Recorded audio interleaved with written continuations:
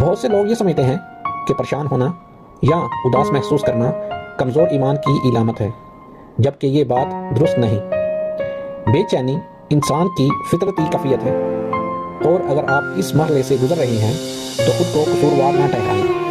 نبی کریم صلی اللہ علیہ وآلہ وسلم کی حدیث ہمیں یہ یقین دلاتی ہے کہ مومن کو پہنچنے والی ہر تکلیف، حتیٰ کہ ایک کانٹے کا چبھنا بھی اللہ کے ہاں گناہوں کی معافی کا سبب بن جاتا ہے۔ اس کا مطلب یہ ہے کہ آپ کا درد، آپ کی ذہنی جدوجہد اور آپ کی خاموش جنگ سب اللہ کے علم میں ہے اور رائیگاں نہیں جا رہی۔